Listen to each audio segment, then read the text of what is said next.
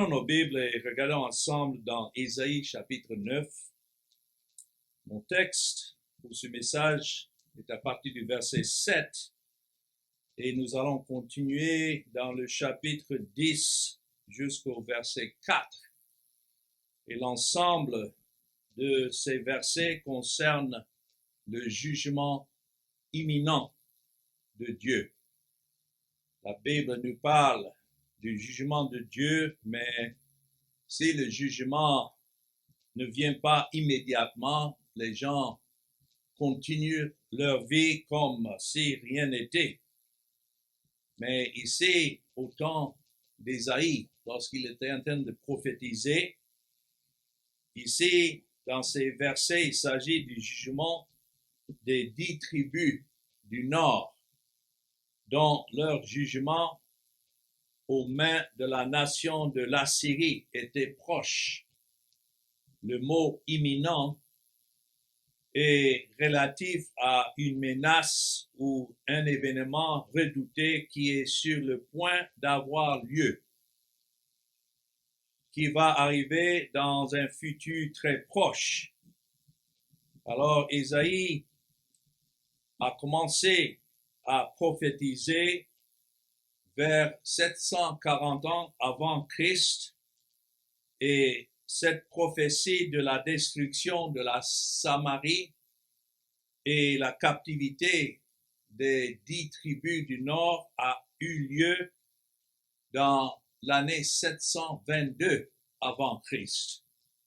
Donc ça nous situe un peu dans l'histoire de ce passage que nous sommes en train d'étudier. 22 ans seulement, 20 ans, moins de ça, 18 ans, après que Ésaïe aurait annoncé cette prophétie du jugement imminent de Dieu, voilà, effectivement, c'est arrivé comme il a prophétisé. Les 10 tribus qui composaient le royaume du nord d'Israël ont disparu jusqu'à nos jours aujourd'hui, à partir de ce moment, conquis par le roi assyrien qui s'appelait à cette époque Shalmaneser.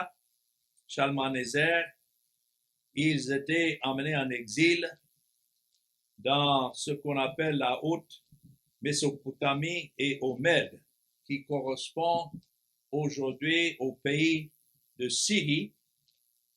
Nous entendons parler de la Syrie dans les nouvelles et le pays d'Irak moderne. Donc ça nous situe. Mais cette partie ici du verset 7 en Ésaïe 9, comme je disais, nous allons lire jusqu'au chapitre 10 et le verset 4, est divisée en 4 parties. Et chacune de ces parties se termine par cette phrase. Pour tout cela, sa colère ne s'est pas détournée, mais sa main, c'est-à-dire sa main de jugement, est encore étendue. C'est pourquoi certains ont appelé cette section le discours de la main tendue. Ce n'est pas la main tendue de Dieu en miséricorde, mais plutôt en jugement. Mais lisons ce passage d'abord, et puis je reviendrai pour relever les 4 raisons pour lesquelles Dieu prononce ces jugements. Et on peut se poser la question, quelles sont donc les raisons que Dieu condamne des pécheurs aujourd'hui? Dieu est Dieu. Il est saint, il est juste. Il ne faut pas que nous imaginons que non, ça c'est l'histoire seulement, c'est l'Ancien Testament, donc Dieu a changé aujourd'hui en Dieu d'amour. Non, il est toujours saint, il est toujours juste et il doit condamner le péché. Ça fait partie de ses décrets de pouvoir condamner des pécheurs. Mais par sa grâce, son Fils, le Seigneur Jésus-Christ, et c'est Christ qui est venu payer leurs dettes. Ceux-là ne subiront jamais la condamnation éternelle de Dieu parce que Christ a payé leurs dettes, mais le reste doit s'attendre à un jugement éternel. Donc, dans le verset 7 d'Ésaïe 9, c'est écrit, le Seigneur envoie une parole à Jacob. Elle tombe sur Israël. Tout le peuple en aura connaissance. Éphraïm et les habitants de Samarie qui disent avec orgueil et fierté, les briques sont tombées, nous bâtirons en pierre de taille, des sycomores ont été coupés, nous les remplacerons par des cèdres. L'Éternel élèvera contre eux et il armera leurs ennemis, les Syriens à l'Orient, les Philistins à l'Occident, et ils dévoreront Israël à pleine bouche. Malgré tout cela, notons, sa colère ne s'apaise point et sa main est encore étendue. Ça, c'est la fin de la première partie des 4 concernant ces jugements. Dans le verset 12, alors, nous voyons la deuxième partie commencer. Le peuple ne revient pas à celui qui le frappe et il ne cherche pas l'Éternel des armées. Aussi l'Éternel arrachera d'Israël la tête et la queue, la branche du palmier et le roseau en un seul jour. L'ancien et le magistrat, c'est la tête, et le prophète qui enseigne le mensonge, c'est la queue. Ceux qui conduisent ce peuple l'égarent, et ceux qui se laissent conduire se perdent. C'est pourquoi le Seigneur ne saurait se réjouir de leurs jeunes hommes, ni avoir pitié de leurs orphelins et de leurs veuves, car tous sont des impies et des méchants, et toutes les bouches profèrent des infamies. Malgré tout cela, sa colère ne s'apaise point et sa main est encore étendue. Fin de la deuxième partie concernant le jugement de Dieu. Et puis, à partir du verset 17, car la méchanceté consume comme un feu qui dévore ronces et épines. Il embrase l'épaisseur de la forêt d'où s'élèvent des colonnes de fumée. Par la colère de l'Éternel des armées, le pays est embrasé et le peuple est comme la proie du feu. Nul n'épargne son frère. On pille à droite et l'on a faim. On dévore à gauche et l'on n'est pas rassasié. Chacun dévore la chair de son bras. Manassé dévore Éphraïm, Éphraïm Manassé, et ensemble ils fondent sur Juda. Et puis la fin de la troisième partie, nous voyons ici cette même phrase répétée, malgré tout cela, sa colère ne s'apaise point et sa main est encore étendue. Ainsi, nous continuons dans le chapitre 10. Il faut se rappeler que ces divisions de chapitres étaient placées plus tard par les éditeurs. Et parfois, où ils ont placé ces divisions, ça serait mieux de ne pas avoir placé là où c'est placé. En fait, ces versets du chapitre 10, versets 1 à 4, seraient mieux placés comme une partie du chapitre 9. Et là, nous voyons la quatrième partie alors. Isaïe 10, verset 1, malheur à ceux qui prononcent des ordonnances iniques et à ceux qui transcrivent des arrêts injustes pour refuser justice aux pauvres et ravir leurs droits aux malheureux de mon peuple, pour faire des veuves leur proie et des orphelins leur butin. Que ferez-vous au jour du châtiment et de la ruine qui du lointain fondra sur vous? Vers qui fuirez-vous pour avoir du secours? Et où laisserez-vous votre gloire? Les uns seront courbés parmi les captifs, les autres tomberont parmi les morts. Et donc, la fin de quatrième partie maintenant, cette phrase encore, malgré tout cela, sa colère ne s'apaise point et sa main est encore étendue. Alors, quelles sont les raisons citées ici dans ce passage pour le jugement de Dieu contre les 10 tribus du Nord? Nous savons que ces jugements concernent les 10 tribus parce que malgré le fait, verset 7, le Seigneur envoie une parole à Jacob.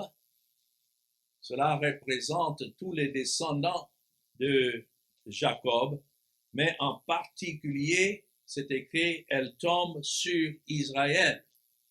Et où vous voyez le nom Israël, là, dans le verset 7, il s'agit des 10 tribus du Nord. À ce temps-ci, lorsque la parole était adressée aux 10 tribus du Nord, qui se sont égarées pour commencer leur nouveau siège en Samarie et adorer le veau d'or, c'est Israël, parce qu'ils étaient les plus nombreux, 10 tribus.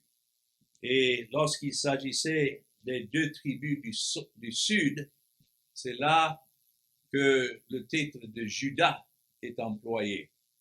Donc c'est clair, ces menaces sont contre Israël, les 10 tribus du Nord.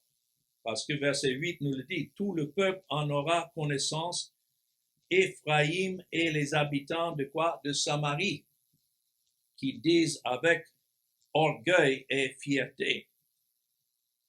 Parfois, Dieu utilisait le nom de la tribu d'Éphraïm pour représenter tous les tribus du Nord, parce qu'Éphraïm était la tribu la plus grande et la plus influente du royaume du Nord d'Israël. Donc c'est ainsi que ces termes sont utilisés. Mais quelle est la première raison que Dieu prononce ces jugements à travers la prophétie d'Ésaïe? On peut dire dans un seul mot, c'est l'orgueil. Est-ce que ce n'est pas ça qui condamne des pécheurs, c'est l'orgueil du cœur? Et à cause de leur orgueil, c'est ça que Dieu annonce que Israël sera donc vaincu par ses ennemis. Le Seigneur a envoyé ce mot contre Jacob et il est tombé sur Israël. L'idée est que le Seigneur a apporté ce mot comme une flèche contre tout son peuple. Donc, même ceux du Sud ne pouvaient pas ignorer ces menaces, mais pour ce temps-ci, le mot a trouvé sa marque contre le royaume du Nord d'Israël, un coup direct. C'est comme un langage de guerre où quelqu'un lance une flèche et voilà, ça perce le cœur. Voilà où Dieu a ordonné à ce que cette parole trouve sa marque. C'est sur ce royaume du Nord d'Israël. Et pour quelle raison? C'est là, à la fin du verset 8, nous voyons la raison pour ce jugement. Si quelqu'un se demandait, mais pourquoi Dieu juge les pécheurs? Dans un simple mot, c'est à cause de l'orgueil. C'est ce que nous lisons là dans le verset 8, qui disent avec orgueil et fierté. Et qu'est-ce qu'il disait? Face même à ces prophéties du jugement, dans le verset 9 et ceux qui suivent, ils disent les briques sont tombées, mais quoi? Nous bâtirons en pierre de taille. Pour eux, c'est une bonne chose si ce jugement vient parce que, en fin de compte, ils vont reconstruire quelque chose de mieux. Tel était leur orgueil. Des sycomores ont été coupés, mais quoi? Nous les remplacerons par des cèdres.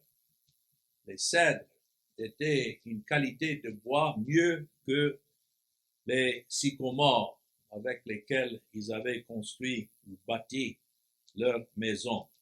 Donc, c'est dans leur orgueil.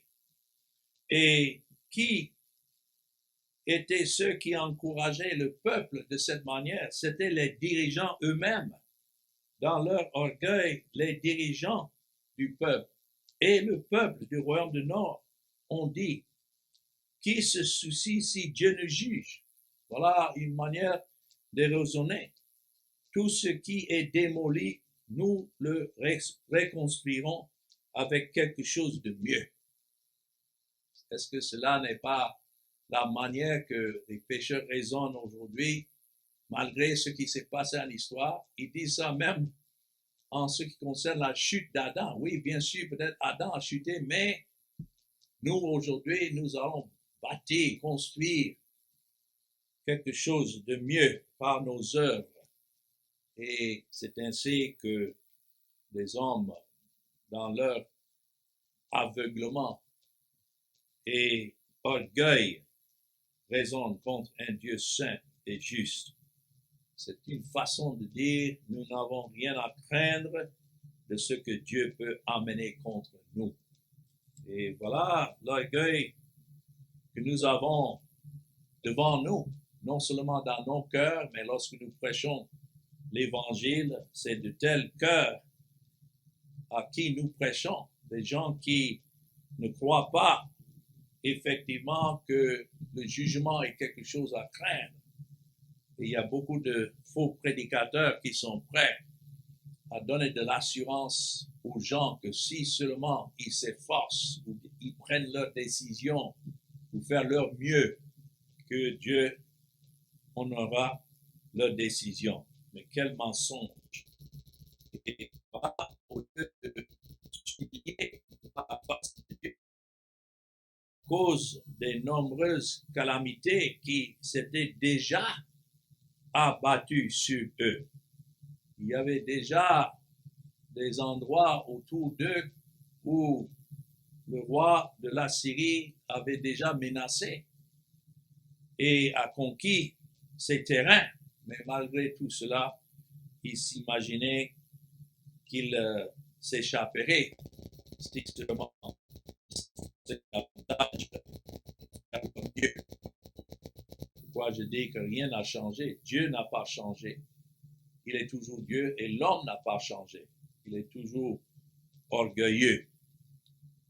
L'homme préfère s'entraîner dans l'optimisme léger quant à l'avenir, ou imaginer non, avec un peu de temps, les choses vont s'améliorer. Mais nous savons que nous vivons dans un monde dépravé. Et nous-mêmes, nous vivons avec un cœur dépravé. C'est la grâce de Dieu qui peut sauver et donc, c'est face à cet orgueil que le verset 10, nous lisons, l'Éternel élèvera contre eux les ennemis de Rétsin et il armera leurs ennemis. Les Syriens à l'Orient, les Philistins à l'Occident, et ils dévoreront Israël à pleine bouche. Cela nous montre encore la souveraineté de Dieu en ce qui concerne les nations et le pouvoir qui s'établissent. Parce qu'Israël croyait pouvoir résister à la tempête d'attaque et ensuite reconstruire. C'est là que Dieu disait que non, non seulement un seul ennemi, mais plusieurs. Dieu enverrait des vagues successives d'ennemis contre Israël. C'est pourquoi il cite là quand il dit les ennemis de Rétsin. Ça, c'était le roi de Syrie. Et puis, les Philistins qui étaient toujours contre Israël, donc les Syriens devant et les Philistins derrière, constaté, Dieu a dit que Israël du Nord ne pouvait pas échapper. La destruction d'Israël devait être totale et leur fière promesse de reconstruction ne serait pas tenue. Effectivement, depuis ce temps, dans l'année 722, c'est là que la Samarie a chuté et les 10 tribus étaient prises en captivité et pour la plupart ont disparu aujourd'hui. Il y a des historiens, des autres qui cherchent à savoir est-ce qu'il est qu'il avait été complètement détruit. Et comme c'est autant de textes avec les chrétiens, lorsque Christ est venu et a prononcé le jugement contre la ville de Jérusalem et le temple, les gens ne croyaient pas. Pour cela, ils voulaient le tuer. Mais c'était dans l'année 70, effectivement, que Dieu a suscité cette fois-là les Romains qui sont venus et détruire la ville et le temple de Jérusalem. Et aujourd'hui, il n'y a que des ruines. Des ruines pour le temple. Pas, mais maintenant, ce n'est que des ruines et les musulmans ont construit leur temple sur les ruines. Et ce temple existe là aujourd'hui que les musulmans gèrent. Alors, c'est pour dire que la parole de Dieu est sûre et certaine. Et lorsqu'il annonce un jugement imminent, cela se passe exactement comme il annonce, tel qu'il est Dieu. Un commentateur a écrit combien sont les détresses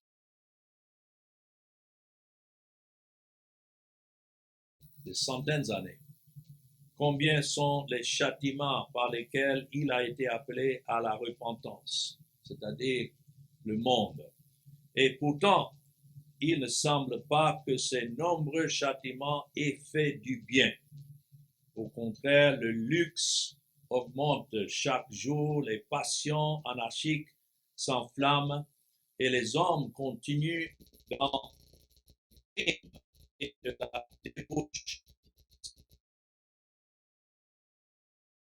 Bref, ces mêmes calamités paraissent avoir été autant d'exaltation pour le luxe et la splendeur. À quoi devrions-nous donc nous attendre sinon à être meurtris par des coups plus violents?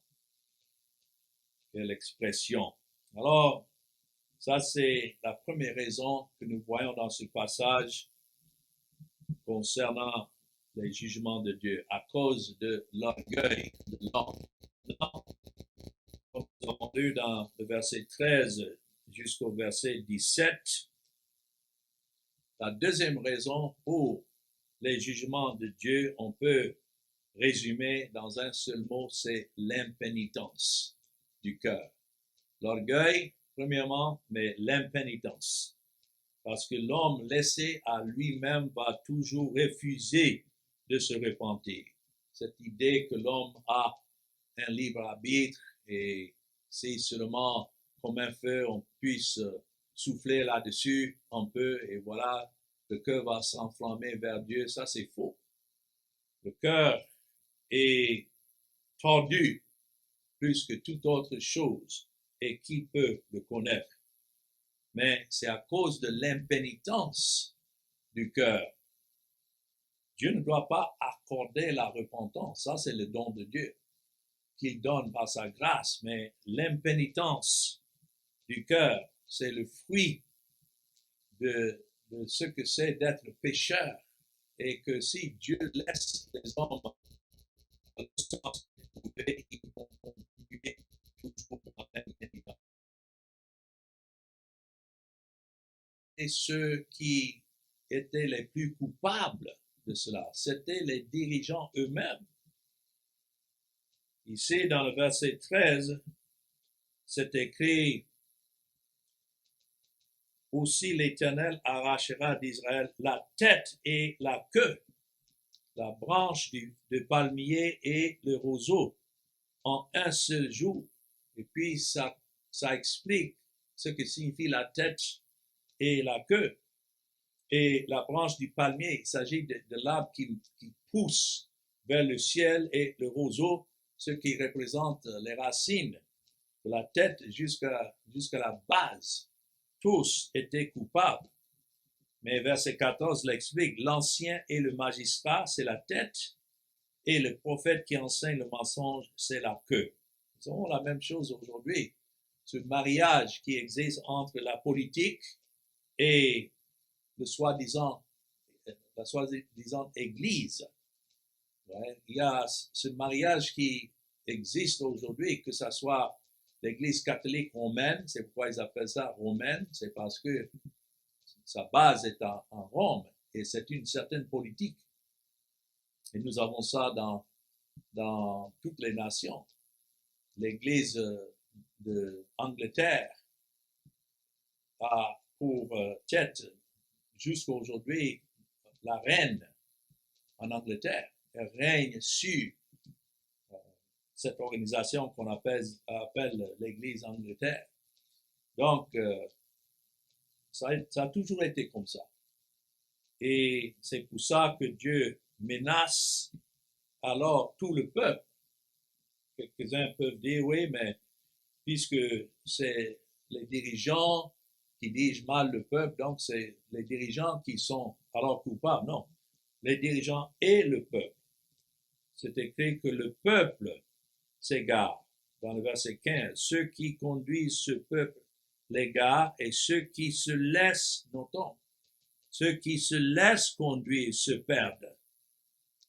Donc on ne peut pas séparer les deux. C'est pourquoi nous devons faire attention à qui nous nous donnons pour nous soumettre en ce qui concerne l'adoration ou la prédication, parce que comme va la tête, ainsi suit la queue.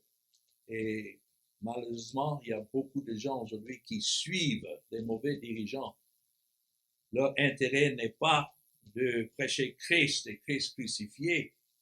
Pourtant, les gens sont aussi coupables que leurs dirigeants, parce que ce sont les peuples qui se laissent, comme c'est écrit au verset 15, ils se laissent conduire, et ainsi ils se perdent.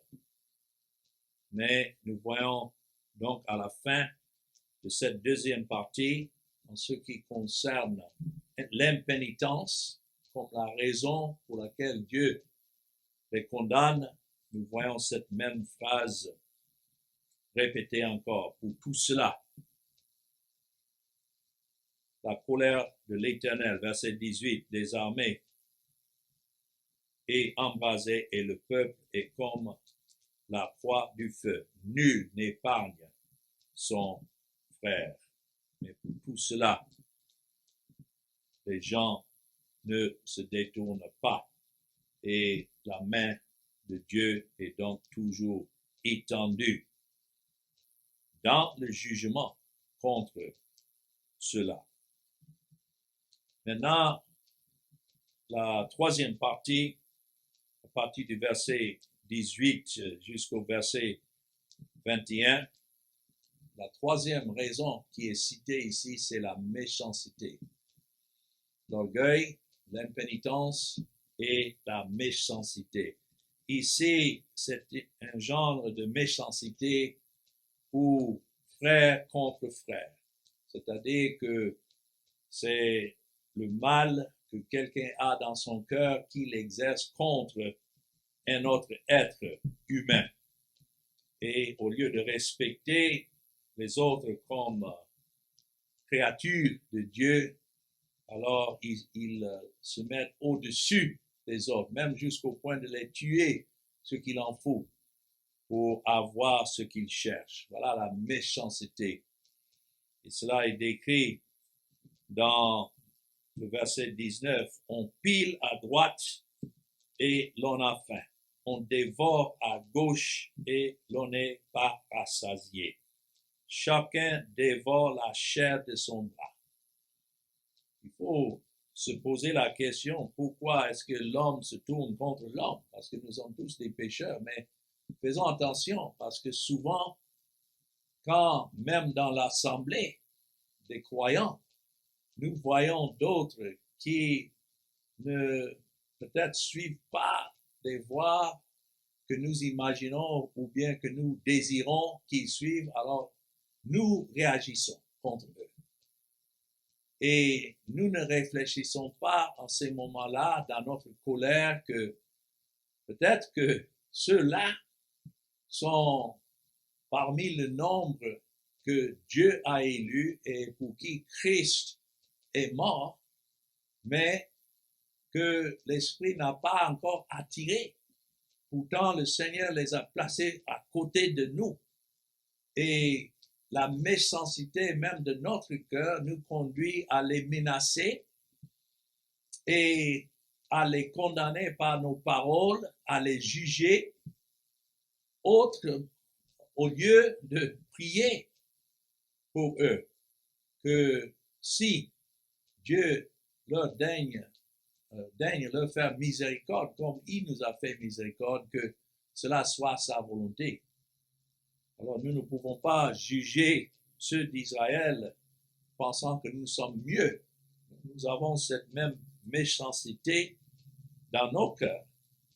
Et ici, c'est décrit comme une méchanceté qui brûle comme le feu.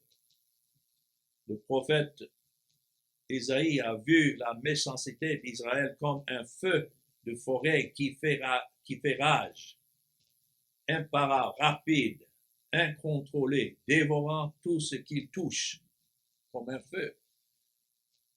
Jacques, dans son épître, décrit notre langue de cette manière. Il suffit simplement de dire quelque chose contre quelqu'un et voilà, le feu est allumé. Et le peuple est comparé ici à un feu combustible pour le feu. C'est comme le poudre du jugement que Dieu a alimenté par le peuple. Dans deux sens. Premièrement, leur méchanceté alimente le feu du jugement de Dieu. Et deuxièmement, ils sont brûlés et détruits par ce même feu. Le feu décrit le caractère de Dieu dans sa sainteté et sa colère. Donc, ce même feu que nous allumons contre d'autres qui sont l'autrui, si Dieu ne nous fait pas grâce, nous allons nous-mêmes subir ce même jugement et personne ne pourrait alors épargner son frère. Et c'est dans des détails horribles ici que le prophète parle du carnage qu'un Israélite infligera à un autre. Souvent, on imagine que l'ennemi c'est à l'extérieur, mais l'ennemi est à l'intérieur. Il est au-dedans de nous. Et comme le feu de forêt du jugement de Dieu brûle, mais Dieu laisse simplement les passions mauvaises et les haineuses des hommes brûler entre elles. Dieu n'avait pas besoin d'allumer le feu ou d'attiser les flammes. Il a simplement enlevé le retardateur de feu qui avait tenu en échec les passions mauvaises et haineuses des hommes. Ça, c'est la main de Dieu. L'homme, si Dieu enlève sa main de l'homme, l'homme va toujours se dévorer. Alors, nous voyons cela décrit dans le verset 17. La méchanceté consume comme un feu, qui dévore, ronce et épine. C'est une manière pour Dieu de prononcer ses jugements contre un peuple. Lorsqu'il laisse ce peuple à lui-même, le peuple se dévore. Mais c'est ainsi, le verset 18 le dit, par la colère de l'Éternel des armées, les pays Le pays est embrasé et le peuple est comme la proie du feu. Mais à la fin, c'est écrit malgré tout cela. Cela nous montre que pour un pécheur de se convertir, il faut l'œuvre de l'Esprit dans le cœur.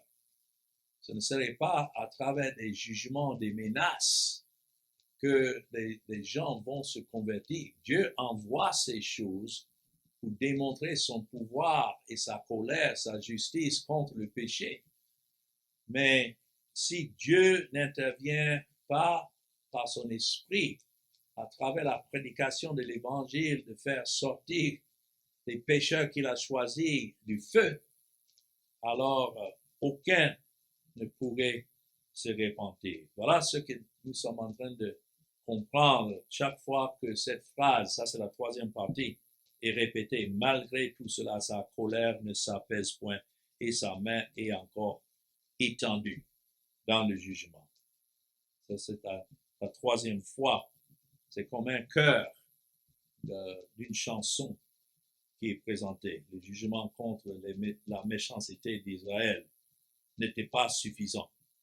Il y avait encore du péché à juger et Dieu n'était pas prêt à arrêter son œuvre de jugement. Il y en a qui pensent que, après un certain temps, Dieu, il aura pitié, même à l'enfer, il va faire sortir des gens qu'il a jetés à l'enfer. Non, ça c'est un jugement sans fin, éternel, lorsque Dieu détermine de juger les pécheurs. Et encore, la seule raison pour laquelle d'autres ne sont pas jugés, c'est parce que c'est Christ lui-même qui a porté ce jugement. N'ignorons jamais cela, n'oublions jamais cela.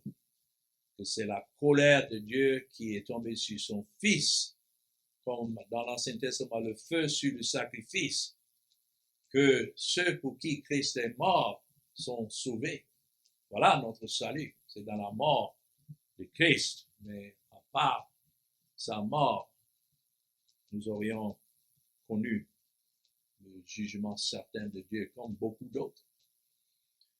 Mais la dernière raison dans le chapitre 10, versets 1 à 4, pour laquelle Dieu juge les pécheurs, on peut dire c'est à cause de l'injustice sociale. Et il dit à cela dans le verset 1, et cela est adressé surtout aux dirigeants, malheur à ceux qui prononcent des ordonnances iniques et à ceux qui transcrivent des arrêts injustes.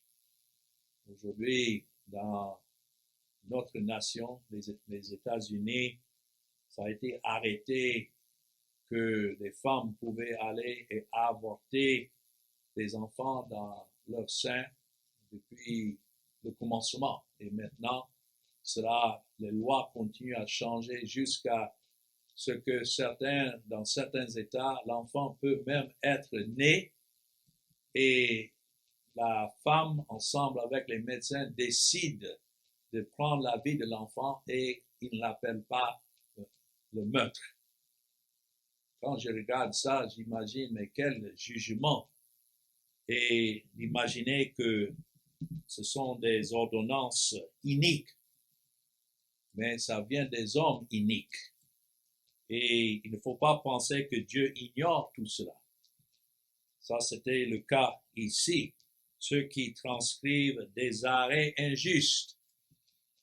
Il y a dans certains pays et à travers l'histoire où il y avait des ordonnances qui ont été prononcées contre le véritable peuple de Dieu pour défendre ceux-là de se réunir pour adorer Dieu en esprit et en vérité. Et les gens ont dû subir les conséquences, même jusqu'à la mort, à cause de ces ordonnances. C'était comme ça au temps de Christ, où ils ont essayé de défendre les disciples, de suivre Christ. Et il faut savoir que les apôtres ont tous donné leur vie à cause du témoignage de Christ. Mais c'était à cause des ordonnances iniques et des arrêts injustes. C'est pourquoi Pierre a dû dire à ceux qui ont voulu l'arrêter et l'empêcher de prêcher. Il leur a dit de juger entre eux-mêmes si c'était mieux d'obéir à Dieu ou obéir aux hommes. Et il se peut que nous tous, nous arrivons à un tel point à cause de l'injustice sociale. Alors, c'est ainsi que Dieu leur pose cette question dans le verset 3. Que ferez-vous au jus du châtiment et de la ruine qui du lointain fondra sur vous? C'est une manière de poser la question, vers qui fuirez-vous pour demander de l'aide? L'idée est la suivante, lorsque vous avez abandonné les autres, en cas de besoin, vers qui irez-vous pour obtenir de l'aide lorsque vous en aurez besoin?